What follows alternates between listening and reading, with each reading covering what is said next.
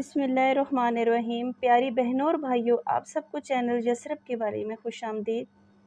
آپ سب سے گزارش ہے کہ ایک بار صدقے دل سے درود ابراہیمی پڑھ لیں۔ پیاری بہنوں اور بھائیوں، یزید وہ بدبخت شخص ہے جس کی پیشانی پر اہل بیت اطہار رضی اللہ تعالی عنہ کے بے گناہ قتل کا سیاہ داغ ہے، اور جس پر ہر زمانے میں دنیائے اسلام ملامت کرتی رہی ہے، اور قیامت تک اس کا نام تحقیر کے ساتھ لیا جائے گا۔ یہ بد باطن سیاہ دل خاندان کی ذلت کا باعث تھا۔ نہایت ہی موٹا، بدنما، کثیر الشہر یعنی کثرت سے شعر و شاعری کرنے والا، بری عادتوں والا، فاسق، فاجر، شرابی اور بدکار اور ظالم، بے ادب، گستاخ تھا۔ اس کی شرارتیں اور بےہودگیاں ایسی ہیں کہ جن سے بدماشوں کو بھی شرم آئے۔ حضرت سیدنا عبداللہ بن حنظلہ رضی اللہ تعالی عنہ نے فرمایا، خدا عز و جل کی قسم، ہم نے یزید پر اس وقت خروج کیا جب ہمیں اندیشہ ہو گیا تھا کہ اس کی بدکاریوں کے سبب آسمان سے پتھر نہ برسنے لگیں۔ محرمات کے ساتھ نکاح اور سود وغیرہ حرام کاموں کو اس بے دین نے اعلانیہ رواج دیا۔ مدینہ طیبہ و مکہ مکرمہ کی بے حرمتی کرائی۔ حضرت ابو درداء رضی اللہ تعالیٰ عنہ سے روایت ہے کہ حضور پاک صلی اللہ علیہ وسلم نے فرمایا، میری سنت کا پہلا بدلہ لینے والا بنی امیہ کا ایک شخص ہوگا جس کا نام یزید ہوگا۔ 59 ہجری میں حضرت ابو ہریرہ رضی اللہ تعالیٰ عنہ نے دعا کی، یا رب عز و جل، میں تجھ سے پناہ مانگتا ہوں۔ 60 ہجری کے آغاز اور لڑکوں کی حکومت سے اس دعا سے یہ معلوم ہوتا ہے کہ حضرت سیدنا ابو ہریرہ رضی اللہ تعالیٰ عنہ جو حامل اسرار تھے، انہیں معلوم تھا کہ 60 ہجری کا آغاز لڑکوں کی حکومت اور فتنوں کا وقت ہے۔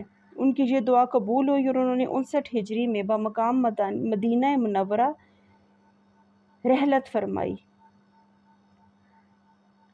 واقعہ کربلا کے کچھ دنوں بعد یزید ایک ہلاکت خیز اور انتہائی موذی مرض میں مبتلا ہوا۔ پیٹ کے درد اور آنتوں کے زخموں کی ٹیس یعنی تکلیف سے مچھلی جیسے پانی کے بغیر تڑپتی ہے، اس طرح تڑپتا تھا۔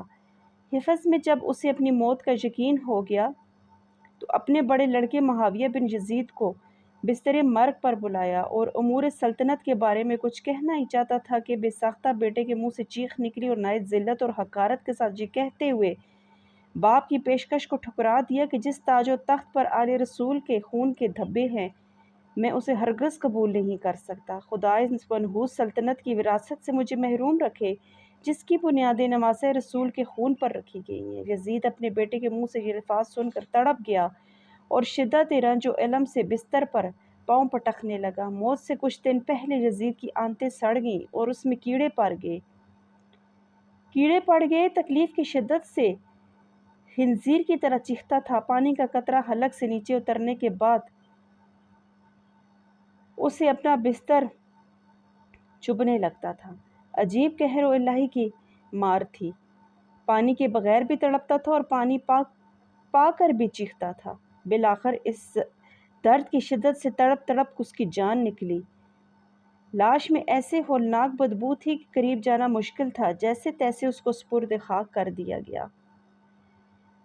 حضرت حسن بصری تابعی رضی اللہ تعالیٰ عنہ سے روایت ہے کہ دنیا کی محبت ہر برائی کی جڑ ہے۔ یزید پلید کا دل جو دنیائی ناپائیدار کی محبت سے سرشار تھا، اس لیے وہ شہرت و اقتدار کی ہوس میں گرفتار ہو گیا۔ اپنے انجام سے غافل ہو کر اس نے امام علی مقام اور آپ کے رفقا علیہم رضوان کے خون حق ناحق سے اپنے ہاتھوں کو رنگ لیا۔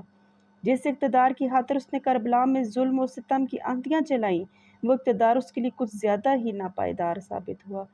بد نصیب یزید صرف 3 برس 6 ماہ تخت حکومت پر شرارت اور خباثت کر کے ربیع الاول کو ملک شام کے شہر حفظ کے علاقے حوازین میں 39 سال کی عمر میں جہنم واصل ہو گیا۔ پیاری بہنوں اور بھائیوں، یزید کی موت کے مختلف اسباب بتائے جاتے ہیں اور ایک یہ بھی بتایا جاتا ہے کہ وہ ایک رومی اور نسل لڑکی کے عشق میں گرفتار ہو گیا تھا، مگر وہ لڑکی اندرونی طور پر اس سے نفرت کرتی تھی۔ ایک دن رنگ رنگلیاں منانے کے بہانے اس نے یزید کو دور ویرانے میں تنہا بلایا۔ وہاں کی ٹھنڈی ہواؤں نے یزید کو بدمست کر دیا۔